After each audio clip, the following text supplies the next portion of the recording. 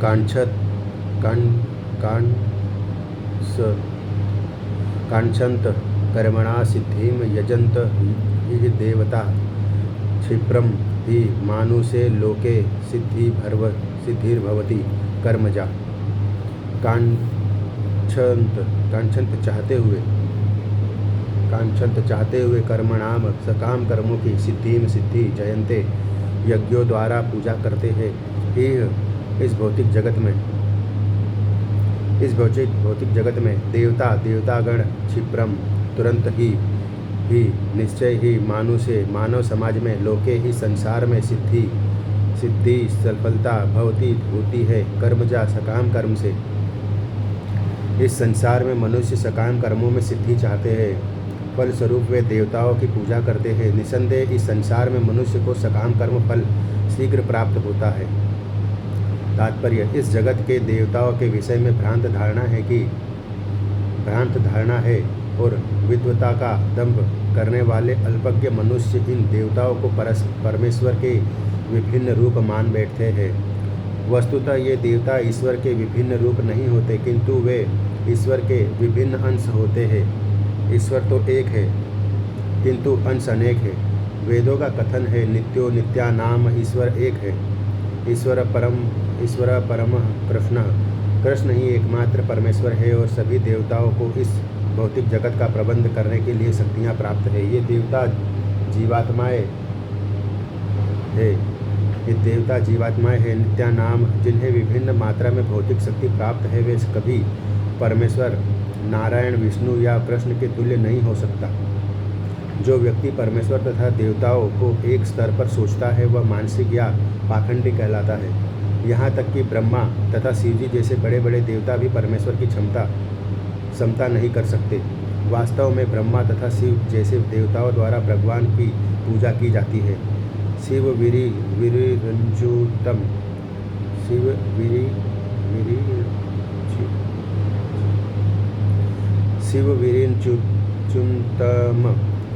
तो भी आश्चर्य की बात यह है कि अनेक मूर्ख लोग मनुष्यों के नेताओं की पूजा इन्हें अवतार मानकर करते हैं। ये देवता पद इस संसार में शक्तिशाली मनुष्य या देवता के लिए आया है, लेकिन नारायण विष्णु या कृष्ण जैसे भगवान इस संसार के नहीं है। वे भौतिक सृष्टि से परे रहने वाले हैं। निर्विशेषवादियों के अग्रणी श्रीपाद शंकराचार्य तक मानते हैं कि नारायण या कृष्ण इस भौतिक सृष्टि से परे है। फिर भी मूर्ख लोग हतज्ञान देवताओं की पूजा करते हैं, क्योंकि वे तत्काल फल चाहते हैं। उन्हें फल मिलता भी है, किंतु वे यह नहीं जानते कि वे ऐसे फल क्षणिक होते हैं और अल्पज्ञ मनुष्यों के लिए है। बुद्धिमान व्यक्ति कृष्ण भावनामृत में स्थित रहता है। उसे किसी तत्काल क्षणिक लाभ के लिए किसी तुच्छ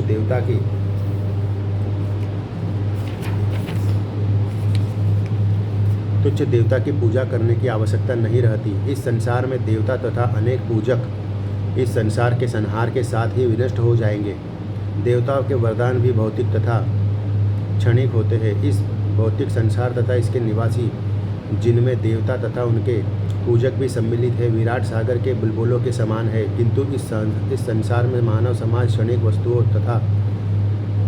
वस्तुओं यथा संपत्ति, परिवार तथा भोग की सामग्री के पीछे पागल रहता है। ऐसी क्षणिक वस्तुओं को प्राप्त करने के लिए लोग देवता की या मानव समाज के शक्तिशाली व्यक्तियों की पूजा करते हैं। यदि कोई व्यक्ति किसी राजनीतिक नेता की पूजा करके सरकार में मंत्री पद प्राप्त कर लेता है तो वह सोचता है कि उसने महान वरदान प्राप्त कर लिया है।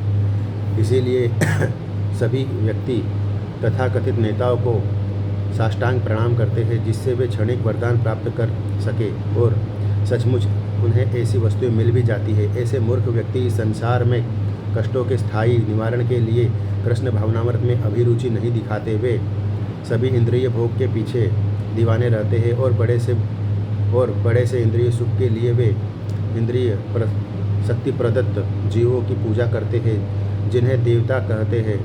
यह श्लोक इंगित करता है कि विरले लोग ही कृष्ण भावनामृत में रुचि लेते हैं। अधिकांश लोग भौतिक भोग में रुचि लेते हैं। फलस्वरूप वे किसी न किसी शक्तिशाली व्यक्ति की पूजा करते हैं। चातुर्वर्ण्य मया सृष्टम सृष्टं गुणकर्म विभागसः तस्य कर्तारमपि मा विद्यकर्तारम्यव्ययम्। चातुर्वर्ण्यम मानव समाज के लिए 4 विभाग मया मेरे द्वारा सृष्टम उत्पन्न किए हुए गुण कर्म तथा कर्म का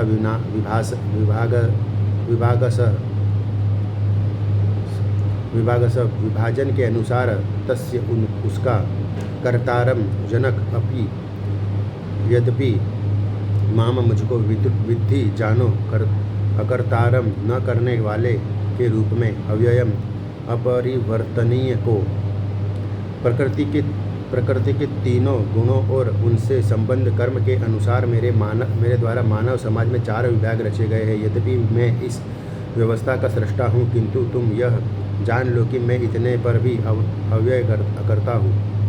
भगवान प्रत्येक वस्तु के सृष्टा है, प्रत्येक वस्तु उनसे उत्पन्न है, उनके ही द्वारा पालित है और प्रलय के बाद प्रत्येक वस्तु उन्हीं में समा जाती है। अतः वे ही वर्णाश्रम व्यवस्था के सृष्टा है, जिसमें सर्वप्रथम बुद्धिमान मनुष्य का वर्ग आता है, जो सत्वगुणी होने के कारण ब्राह्मण कहलाते हैं। द्वितीय वर्ग प्रशासक वर्ग का है, जिन्हें रजोगुणी होने के कारण क्षत्रिय कहा जाता है। वणिक वर्ग या वैश्य कहलाने वाले लोग रजो तथा तमोगुणी के मिश्रण से युक्त होते हैं और शूद्र या श्रमिक वर्ग के लोग तमोगुणी होते हैं। मानव समाज के इन 4 विभागों की सृष्टि करने पर भी भगवान कृष्ण इनमें से किसी विभाग वर्ण में नहीं आते, क्योंकि वे उन बद्ध जीवों में से नहीं हैं जिनका एक अंश मानव समाज के रूप में है। मानव समाज भी किसी अन्य पशु समाज के तुल्य है, किंतु मनुष्यों को पशु स्तर से ऊपर उठाने के लिए ही उपर्युक्त वर्णाश्रम की रचना की गई, जिससे क्रमिक रूप से कृष्ण भावनामृत विकसित हो सके। किसी विशेष व्यक्ति को किसी कार्य के प्रति प्रवृत्ति का निर्धारण उसके द्वारा अर्जित प्रकृति के गुणों द्वारा किया जाता है। गुणों के अनुसार जीवन के लक्षणों का वर्णन इस ग्रंथ के 18वें अध्याय में हुआ है, किंतु कृष्ण भावना भावित व्यक्ति ब्राह्मण से भी बढ़कर होता है। यद्यपि गुण के अनुसार ब्राह्मण को ब्रह्म या परम सत्य के विषय में ज्ञान होना चाहिए, किंतु उनमें से अधिकांश मानव कृष्ण के निर्विशेष ब्रह्म स्वरूप को ही प्राप्त कर पाते हैं। किंतु जो मनुष्य ब्राह्मण के से सीमित ज्ञान को लांघकर भगवान श्री कृष्ण के ज्ञान तक पहुंच जाता है, वही कृष्ण भावना भावित होता है, अर्थात वैष्णव होता है। कृष्ण भावनामृत में कृष्ण के विभिन्न अंशों यथा राम, नरसिंह, वरा आदि का ज्ञान सम्मिलित रहता है, और जिस तरह कृष्ण मानव समाज की इस चातुर्वर्ण्य प्रणाली से परे है, उसी तरह कृष्ण भावना भावित व्यक्ति भी इस चातुर्वर्ण्य प्रणाली से परे होता है। चाहे हम इसे जाति का विभाग कहें, चाहे राष्ट्र अथवा संप्रदाय का।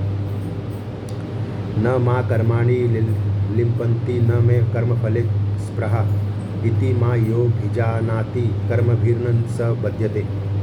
न कभी नहीं माम मुझको कर्माणि सभी प्रकार के कर्म लिम्पन्ति प्रकृति प्रभावित करते हैं, न नहीं मैं मेरी कर्म फले सकाम कर्म में स्पृहा महत्वाकांक्षा इति इस प्रकार माम मुझको यह जो अभिजानाति जानता है कर्म भी ऐसे कर्म के फल से न कभी नहीं ही स वह बध्यते बंध पाता है।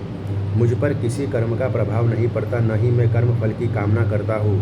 जो मेरे संबंध में इस सत्य को जानता है, वह भी कर्मों के फल के पास में नहीं बंधता।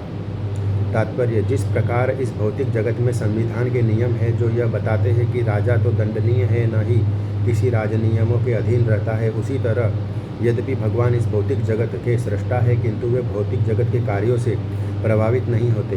सृष्टि करने पर भी वे इससे पृथक रहते हैं, जबकि जीवात्माएं भौतिक कार्यकलापों में सकाम कर्म फलों में बंधी रहती है, क्योंकि उनमें प्राकृतिक साधनों पर प्रभुत्व दिखाने की प्रवृत्ति रहती है। किसी संस्थान का स्वामी कर्मचारियों में अच्छे बुरे कार्यों के लिए उत्तरदायी नहीं, कर्मचारी इसके लिए स्वयं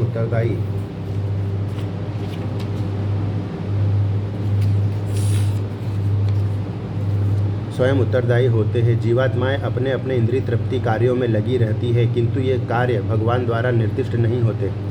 इंद्रिय तृप्ति की उत्तरोत्तर उन्नति के लिए जीवात्मा इस संसार में कर्म में प्रवृत्त है और मृत्यु के बाद स्वर्ग सुख की कामना करती रहती है। स्वयं में पूर्ण होने के कारण भगवान को तथाकथित स्वर्ग सुख का कोई आकर्षण नहीं रहता। स्वर्ग के देवता उनके द्वारा नियुक्त सेवक है।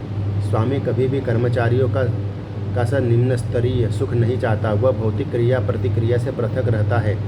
उदाहरणार्थ, पृथ्वी पर उगने वाली विभिन्न वनस्पतियों के उगने के लिए वर्षा उत्तरदायी नहीं है। यद्यपि वर्षा के बिना वनस्पति नहीं उग सकती। वैदिक स्मृति से इस तथ्य की पुष्टि इस प्रकार होती है। निमित्त मात्र मेवासो सर्ज्यानाम सर्ग कर्मणि प्रधान कारणी भूता ये तो वे सृज्य सत्य। भौतिक सृष्टि के लिए भगवान ही परम कारण है। प्रकृति तो केवल निमित्त कारण है जिससे विराट जगत दृष्टिगोचर होता है। प्राणियों की अनेक जातियाँ होती हैं, यथा देवता, मनुष्य तथा निम्न पशु, और ये सब पूर्व शुभाशुभ कर्मों के फल भोगने को बाध्य है। भगवान उन्हें ऐसे कर्म करने के लिए केवल समुचित सुविधाएं तथा प्रकृति के गुणों के नियम सुलभ कराते हैं, किंतु वे उनके किसी भूत तथा वर्तमान कर्मों के लिए उत्तरदायी नहीं होते। वेदांत सूत्र में 2.1.34 में इसकी पुष्टि हुई है कि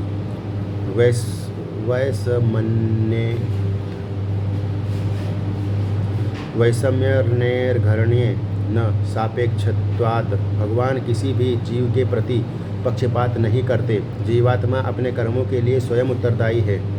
भगवान उसे प्रकृति अर्थात बहिरंगा शक्ति के माध्यम से केवल सुविधा प्रदान करते हैं। जो व्यक्ति इस कर्म नियम की सारी बारीकियों से भली भांति अवगत होता है, वह अपने कर्मों के फल से प्रभावित नहीं होता। दूसरे शब्दों में, जो व्यक्ति भगवान के इस दिव्य स्वभाव से परिचित होता है, वह कृष्ण भावनामृत में अनुभवी होता है, अतः उस पर कर्म के नियम लागू नहीं होते। जो व्यक्ति भगवान के दिव्य स्वभाव को नहीं जानता और सोचता है कि भगवान के कार्यकलाप सामान्य व्यक्तियों की तरह कर्मफल के लिए होते हैं, वे निश्चित रूप से कर्मफलों के में बंध जाते हैं। किंतु जो परम सत्य को जानता है, वह कृष्ण भावनामृत में स्थिर मुक्त जीव है। एवं ज्ञात्वा कृतं कर्म पूर्वरपि मुमुक्षुभिः कुरु कर्मेव तस्मात् त्वं पूर्वे पूर्वतरम कृतम्। एवं इस प्रकार ज्ञात्वा भली भांति जानकर कृतम किया गया कर्म पूर्ववती अपि निसंदेह मुमुक्षि मोक्ष प्राप्त व्यक्तियों द्वारा करो। कर्म स्वधर्म नियत कार्य एवं निश्चय ही तस्मात् एव तुम पूर्वव्रतियों द्वारा पूर्वतरम प्राचीन काल में कृतम संपन्न किया गया। प्राचीन काल में समस्त मुक्ताओं ने मेरी दिव्य प्रकृति को जान करके ही कर्म किया। अतः तुम्हें चाहिए कि उनके पद्म चिन्हों का अनुसरण करते हुए अपने कर्तव्य का पालन करो। तात्पर्य, मनुष्यों की दो श्रेणियां हैं। कुछ के मनों में दूषित विचार भरे रहते हैं और कुछ भौतिक सृष्टि से स्वतंत्र होते हैं।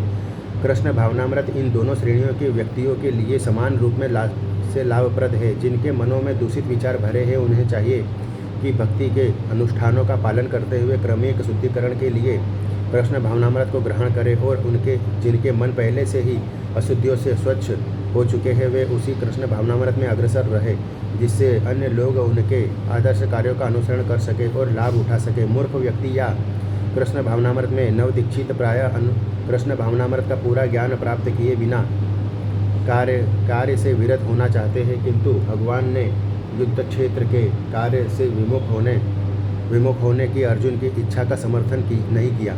आवश्यकता इस बात की है कि यह जाना जाए कि किस तरह कर्म किया जाए। कृष्ण भावनामृत के कार्यों के विमुख होकर एकांत में बैठकर कृष्ण भावनामृत का प्रदर्शन करना कृष्ण के लिए कार्य में रत होने की अपेक्षा कम महत्वपूर्ण है। यहाँ पर अर्जुन को सलाह दी जा रही है कि वह भगवान के अन्य पूर्व शिष्यों यथा सूर्यदेव विवस्वान के पद चिन्हों का अनुसरण करते हुए कृष्ण भावनामृत में कार्यरत करे। अतः वे उसे सूर्यदेव के कार्यों को संपन्न करने के लिए आदेश देते हैं, जिसे सूर्यदेव ने उनसे लाखों वर्ष पूर्व सीखा था। यहाँ पर भगवान कृष्ण के ऐसे सारे शिष्यों का उल्लेख पूर्ववर्ती मुक्त पुरुषों के रूप में हुआ है, जो कृष्ण द्वारा नियत कर्मों को संपन्न करने में लगे हुए हैं। किम कर्म किम कर्मेति कवयोप्यत्र मोहिता तत्ते कर्म प्रवक्ष्यामि यज्ञात्वा मोक्ष्यसे श्रुभातः। किम क्या है कर्म, किम क्या है अकर्म निष्क्रियता। इति इस प्रकार कवय बुद्धिमान अपि भी अत्र इस समय में मोहिता मोहग्रस्त रहते हैं। तत वह ते तुमको कर्म प्रवक्ष्यामि कहूँगा यत जिसे ज्ञातवा ज्ञान कर मोक्ष से तुम्हारा उद्धार होगा। अश्रुभात अकल्याण से अशुभ से। कर्म क्या है और अकर्म क्या है इसे निश्चित करने में बुद्धिमान व्यक्ति भी मोहग्रस्त हो जाते हैं। अतएव मैं तुमको बताऊंगा कि कर्म क्या है जिसे जानकर तो सारे अशुभ से मुक्त हो सकोगे। तात्पर्य कृष्ण भावनामृत में जो कर्म किया जाए वह पूर्वव्रती प्रामाणिक भक्तों के आदर्श के अनुसार होना चाहिए। इसका निर्देश 15वें श्लोक में किया गया है।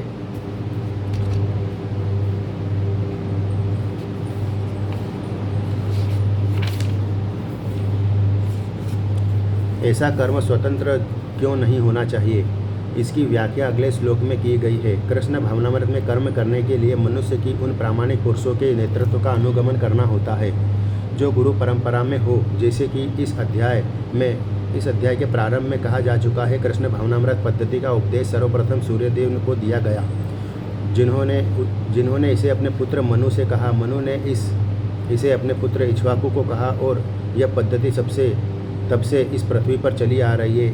अतः परंपरा के पूर्ववर्ती अधिकारियों के पद चिन्हों का अनुसरण करना आवश्यक है, अन्यथा बुद्धिमान से बुद्धिमान मनुष्य भी कृष्ण भावनामृत के आदर्श कर्म के विषय में मोहग्रस्त हो जाते हैं।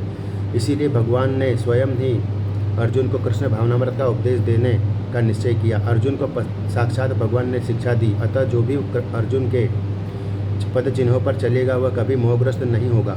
कहा जाता है कि अपूर्ण प्रायोगिक ज्ञान के द्वारा धर्म पद का निर्णय नहीं किया जा सकता। वस्तुतः धर्म को केवल भगवान ही निश्चित कर सकते हैं। धर्म तो साक्षात भगवत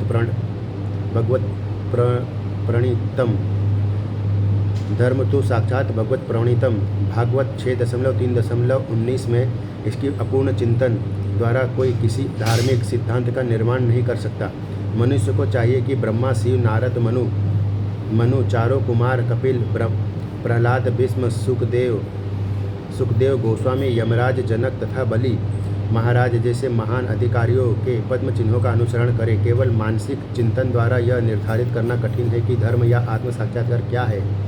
अतः भगवान अपने भक्तों पर अहेतु की कृपा व स्वयं ही अर्जुन को बता रहे हैं कि कर्म क्या है और अकर्म क्या है। केवल कृष्ण भावनामृत में किया गया कर्म ही मनुष्य को भवबंधन से उबार सकता है।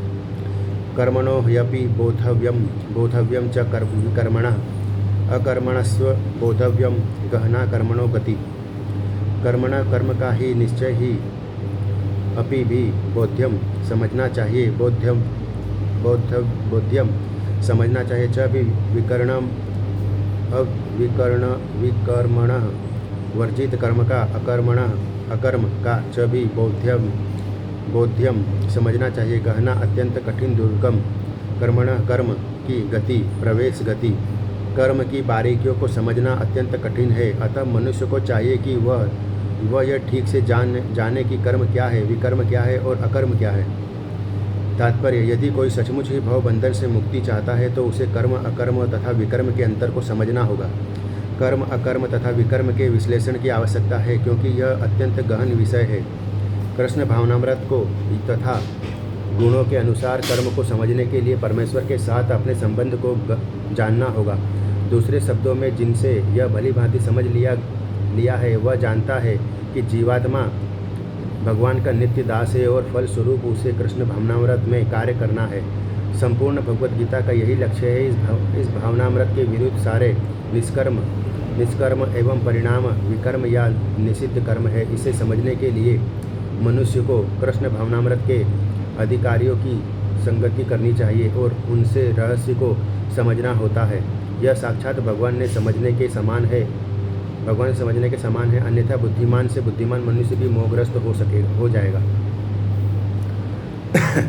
कर्मण्य कर्म यह पश्येद कर्मणि च कर्म यह स बुद्धिमान मनुष्यसु स युक्तः कृत्सन्न कर्म कृतः कर्मणि कर्म में अकर्म यह जो पश्येत देखता है अकर्मणि अकर्म में च भी कर्म सकाम कर्म यह जो स वह बुद्धिमान है मनुष्येषु मानव समाज में स वह युक्त दिव्य स्थिति को प्रातः कृत्सन्न कर्म कृत सारे कर्मों में लगा रहकर भी जो मनुष्य कर्म में अकर्म और अकर्म में कर्म देखता है वह सभी मनुष्यों में बुद्धिमान है और सब प्रकार के कर्मों से प्रवृत्त रहकर भी दिव्य स्थिति में रहता है।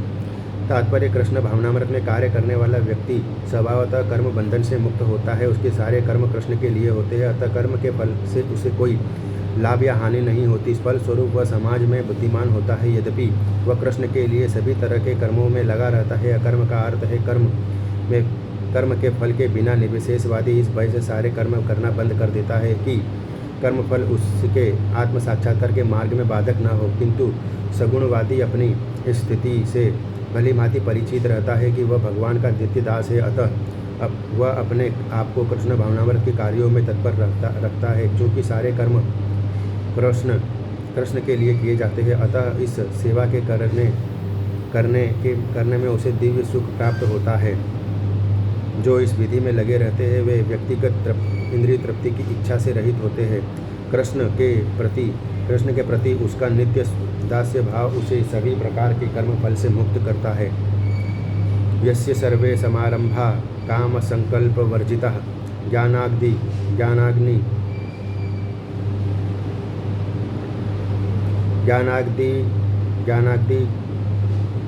दग्ध कर्माणां तमाहुः पंडितः बुधा।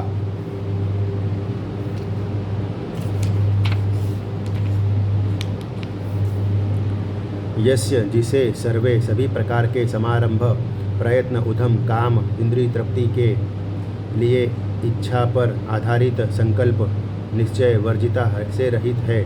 ज्ञानपूर्ण ज्ञान की अग्नि द्वारा दग्ध भस्म हुए कर्मणाम जिसका कर्म तम उसको आहु कहते हैं। पंडितम बुद्धिमान बुद्ध्या ज्ञानी जिस व्यक्ति का प्रत्येक प्रयास उद्यम इंद्रिय तृप्ति की कामना से रहित होता है उसे पूर्ण ज्ञानी समझा जाता है। उसे ही साधु पुरुष ऐसा करता कहते हैं जिसने पूर्ण ज्ञान की अग्नि में कर्मफलों को भस्मसात कर दिया है। तात्पर्य केवल पूर्ण ज्ञानी ही कृष्ण भावना भावित व्यक्ति के कार्यकलापों को समझ सकता है। ऐसे व्यक्ति में इंद्रिय तृप्ति की प्रवृत्ति का अभाव रहता है। इससे यह समझा जाता है कि भगवान के नित्य दास के रूप में उसे अपने स्वाभाविक स्वरूप का पूर्ण ज्ञान है, जिसके द्वारा उसने अपने कर्म फलों को भस्म कर दिया है। जिसने ऐसा पूर्ण ज्ञान प्राप्त कर लिया है वह सचमुच विद्वान है। भगवान की नित्य दासता के इस ज्ञान के विकास की तुलना अग्नि से की गई है। ऐसी अग्नि एक बार प्रज्वलित हो जाने पर कर्म के सारे फलों को भस्म कर सकती है। यक्त्वा कर्मफलासंग नित्य तृप्तो निराश्रय कर्मण्यभिप्रवृत्तोऽपि नैव किंचित करोति सः। यक्त्वा त्याग कर कर्म फल असंगम कर्मफल की आसक्ति नित्य सदा तृप्त निराश्रय आश्रय रहित कर्मणि कर्म में अभिप्रवृत्त पूर्ण तत्पर रह कर अपि भी नहीं एवं निश्चय ही किंचित कुछ भी करोति करता है स वह अपने कर्म फलों की सारी आसक्ति को त्याग कर सदैव संतुष्ट तथा स्वतंत्र रहकर वह सभी प्रकार के कार्यों में व्यस्त रहकर भी कोई सकाम कर्म नहीं करता। तात्पर्य कर्मों के बंधन से इस प्रकार की मुक्ति तभी संभव है जब मनुष्य कृष्ण भावना भावित होकर हर कार्य श्री कृष्ण के लिए करे। कृष्ण भावना भावित व्यक्ति भगवान के शुद्ध प्रेमवश ही कर्म करता है। फलस्वरूप उसे कर्म फलों के प्रति कोई आकर्षण नहीं रहता। यहाँ तक कि उसे अपने शरीर निर्वाह के प्रति भी कोई आकर्षण नहीं रहता, क्योंकि वह पूर्णतया कृष्ण पर आश्रित रहता है। वह न तो किसी वस्तु को प्राप्त करना चाहता है और न अपनी वस्तुओं की रक्षा करना चाहता है। वह अपनी पूर्ण सामर्थ्य से अपना कर्तव्य करता है और कृष्ण पर सब कुछ छोड़ देता है। ऐसा अनासक्त व्यक्ति शुभ अशुभ कर्म फलों से मुक्त रहता है, मानो वह कुछ भी नहीं कर रहा हो। यह अकर्म अर्थात निष्काम कर्म का लक्षण है। अतः कृष्ण भावनामृत में रहित कोई भी कार्यकर्ता पर बंधन स्वरूप होता है और निकर्म का यही असली रूप है। जैसा कि पहले बताया जा चुका है, निराशीर्यतचितात्मा त्यक्त सर्व परिग्रह शारीरम केवलम कर्म कुर्वन्नाप्नोति किल्बिषम्। निराशी फल की आकांक्षा से रहित निष्काम यत संयमित चित्त आत्मा मन तथा बुद्धि व्यक्त छोड़ा सर्व समस्त परिग्रह स्वामित्व शारीरम प्राण रक्षा केवलम मात्र कर्म कुवर्ण करते हुए न कभी नहीं आपनोति प्राप्त करता है किल्बिषम पापपूर्ण फल। ऐसा ज्ञानी पुरुष पूर्ण रूप से संयमित मन तथा बुद्धि से कार्य करता है, अपनी संपत्ति के सारे स्वामित्व को त्याग देता है और केवल शरीर निर्वाह के लिए कर्म करता है। इस तरह कार्य करता हुआ वह पाप रूपी फलों से प्रभावित नहीं होता है। तात्पर्य: कृष्ण भावना भावित व्यक्ति कर्म करते समय कभी भी शुभ या अशुभ फल की आशा नहीं रखता। उसके मन तथा बुद्धि पूर्णतया वश में होते हैं। वह जानता है कि वह परमेश्वर का भिन्न अंश है, अतः अंश रूप में उसके द्वारा संपन्न कोई भी कर्म उसका न होकर उसके माध्यम से परमेश्वर द्वारा संपन्न हुआ होता है। तात्पर्य: कृष्ण भावना भावित व्यक्ति कर्म करते समय कभी भी शुभ या अशुभ फल की आशा नहीं करता। उसके मन तथा बुद्धि पूर्णतया वश में होते हैं। वह जानता है कि वह परमेश्वर का भिन्न अंश है, अतः अंश रूप में उसके द्वारा संपन्न कोई भी कर्म उसका न होकर उसके माध्यम से परमेश्वर द्वारा संपन्न हुआ होता है। जब हाथ हिलाता है तो यह स्वेच्छा से नहीं हिलता, अपितु सारे शरीर की चेष्टा से हिलता है। कृष्ण भावना भावित व्यक्ति भगवत दीक्षा का अनुगामी होता है, क्योंकि उसकी निजी इंद्रिय तृप्ति की कोई कामना नहीं होती। वह यंत्र के एक पुर्जे की भांति डुलता है। जिस प्रकार रख रखाव के लिए पुर्जे को तेल और सफाई की आवश्यकता पड़ती है, उसी प्रकार कृष्ण भावना भावित व्यक्ति कर्म के द्वारा अपना निर्वाह करता रहता है, जिससे वह भगवान की दिव्य प्रेमा भक्ति करने के लिए ठीक बना रहे। अतः वह अपने प्रयासों से फलों के प्रति निश्चेष्ट रहता है।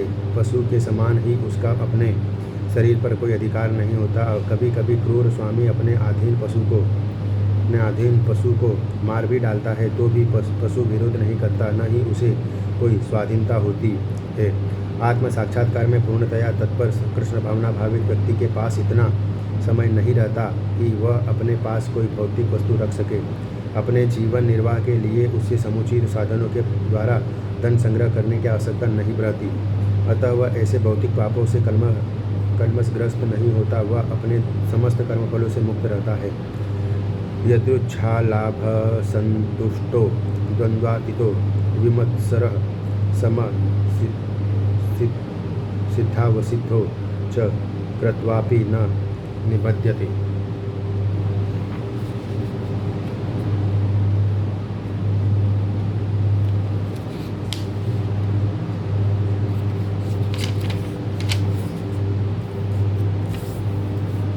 यदृच्छा स्वतः लाभ से संतुष्ट द्वंद्व से अतीत परे विमत्सर पर्या ईर्ष्या रहित सम स्थिर चित्त सिद्धो सफलता में असिद्धो असफलता में च भी कृत्वा करके अपि यद्यपि न कभी नहीं निबध्यते प्रभावित होता है बंधता है।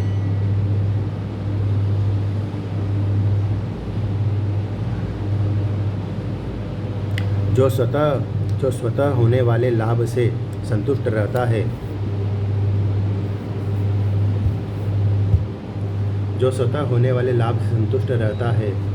जो द्वंद्व से मुक्त है और ईर्ष्या नहीं करता, जो सफलता तथा असफलता दोनों में स्थिर रहता है, वह कर्म करता हुआ भी कभी बंधता नहीं। तात्पर्य: कृष्ण भावना भावित व्यक्ति अपने शरीर निर्वाह के लिए भी अधिक प्रयास नहीं करता। वह अपने आप होने वाले लाभों से संतुष्ट रहता है। वह न तो मांगता है न उधार लेता है, किंतु यथा सामर्थ्य व सच्चाई से कर्म करता है और अपने श्रम से जो प्राप्त हो पाता है उसी से संतुष्ट रहता है, अतः वह अपनी जीविका के विषय में स्वतंत्र रहता है। वह अन्य किसी की सेवा करके कृष्ण भावनामृत संबंधी अपनी सेवा में व्यवधान नहीं आने देता, किंतु भगवान की सेवा के लिए वह संसार की द्वैतता से विचलित हुए बिना कोई भी कर्म कर सकता है। संसार की यह द्वैतता गर्मी, सर्दी अथवा सुख दुख के रूप में अनुभव की जाती है। कृष्ण भावना भावित व्यक्ति द्वैतता से परे रहता है, क्योंकि कृष्ण को प्रसन्न करने के लिए वह कोई भी कर्म करने में झिझकता नहीं, अतः वह सफलता तथा असफलता दोनों में ही समभाव रहता है। ये लक्षण तभी दिखते हैं जब कोई दैवीय ज्ञान में पूर्ण स्थित हो।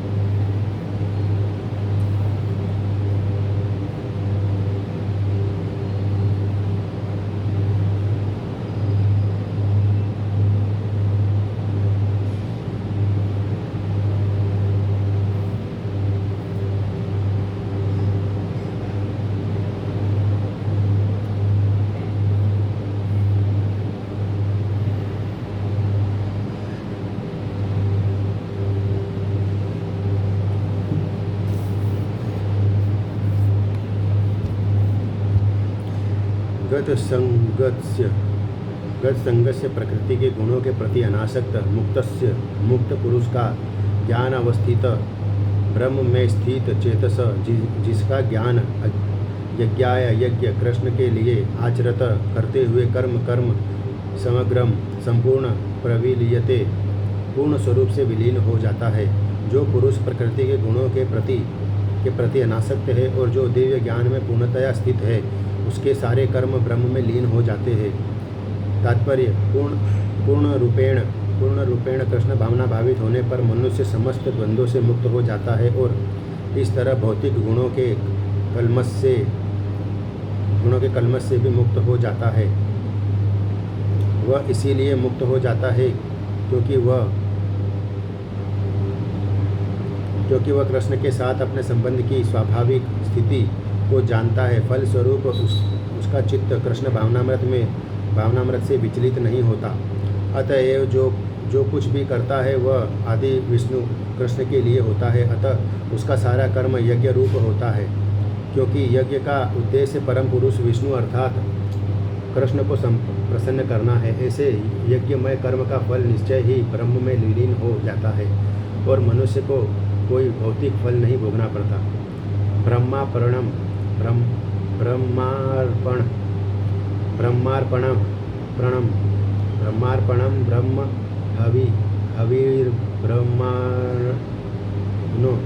हविर्ब्रह्मणाग्नो ब्रह्मणा हुतम ब्रह्मेव तेन गंतव्यम ब्रह्म कर्म समाधिना ब्रह्म आध्यात्मिक अर्पण ब्रह्म हवि धृत ब्रह्म आध्यात्मिक अग्नो हवन रूपी अग्नि में ब्रह्मणा आत्मा द्वारा हुतम अर्पित ब्रह्म परम धाम एवं निश्चय ही तेन उसके द्वारा गंतव्यम पहुँचने योग्य ब्रह्म आध्यात्मिक कर्म में समाधिना पूर्ण एकाग्रता के द्वारा जो व्यक्ति कृष्ण भावनामृत में पूर्णतया लीन रहता है उसे अपने आध्यात्मिक कर्मों के योगदान के कारण अवश्य ही भगवत धाम की प्राप्ति होती है, क्योंकि उसमें हवन आध्यात्मिक होता है और हवि भी आध्यात्मिक होती है।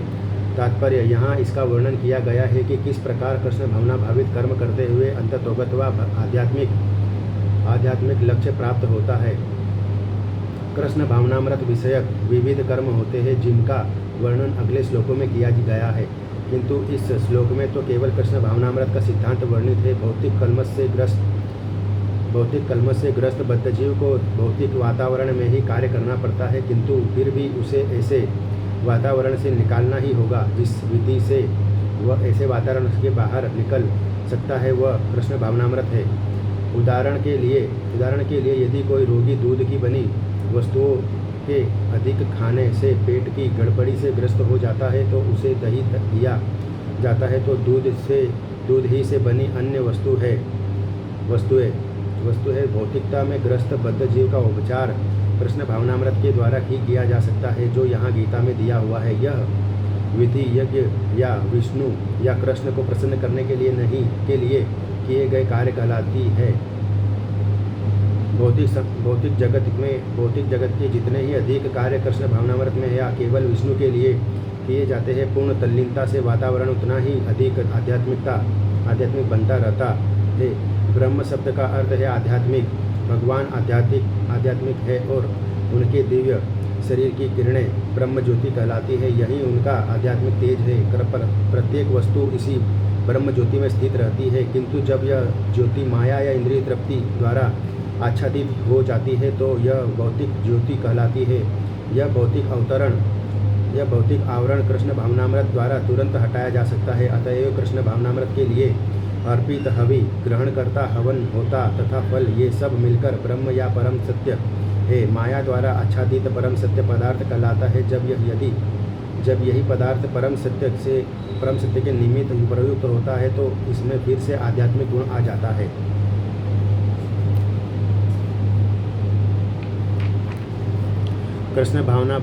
कृष्ण भावनामृत मोहजनित चेतना को ब्रह्म या परमेश्वरोन्मुख करने की विधि है। जब मन कृष्ण भावनामृत में पूरी तरह निमग्न रहता है तो उसे समाधि कहते हैं। ऐसी दिव्य चेतना में संपन्न कोई भी कार्य यज्ञ कहलाता है। आध्यात्मिक चेतना की ऐसी स्थिति में योगदान उपभोग यज्ञकर्ता तथा अंतिम फल, यह सब परब्रह्म में एकाकार हो जाता है। यही कृष्ण भावनामृत की विधि है।